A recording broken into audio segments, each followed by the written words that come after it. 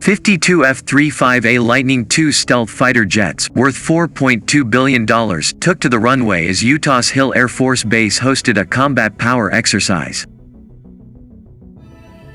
The aircraft were used in the drill conducted by the active-duty 388th and Reserve 419th Fighter Wings. An elephant walk, a term for the taxiing of military aircraft before takeoff, was organized as part of the exercise. Technically, the display had been planned for months, but in light of last week's assassination of Iranian General Qasem Soleimani, it took on a new significance. Hello, welcome to my YouTube channel Breaking News TV.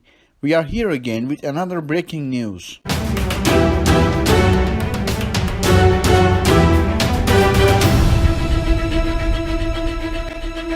The 388th Fighter Wing said on Facebook, the exercise, which was planned for months, demonstrated their ability to employ a large force of F-35s, testing readiness in the areas of personnel accountability, aircraft generation, ground operations, flight operations, and combat capability against air and ground targets. A little more than 4 years after receiving their first combat-coded F-35A Lightning II aircraft, Hill's fighter wings have achieved full warfighting capability.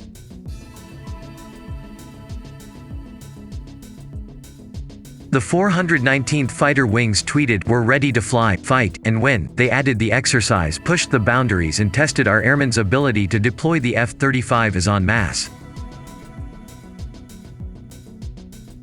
As tensions grow with Iran, the Pentagon sent 6 B-52 strategic bombers to Diego Garcia, a British-controlled island in the Indian Ocean, CNN reported Monday.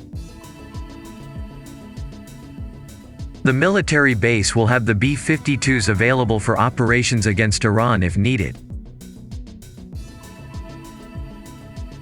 According to the U.S. Air Force, a B-52 can drop bombs on anything in an 8,800-mile radius, 4,480 miles if it is to return to base of its airbase, but can be refueled mid-air, meaning that it can keep going for as long as its 5-strong staff can. The B-52 can perform strategic attack, close air support, air interdiction, offensive counter-air and maritime operations. According to CNN, the bombers were deployed to the island because it can't be reached by Iranian missiles.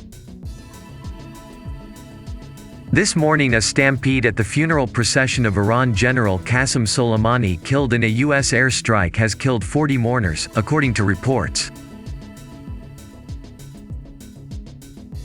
Qasem Soleimani, who was blown to bits by an American drone as he arrived in Baghdad last Friday, was due to be buried today, but this has now been postponed. The funeral has drawn huge crowds with thousands of mourners packing into the streets.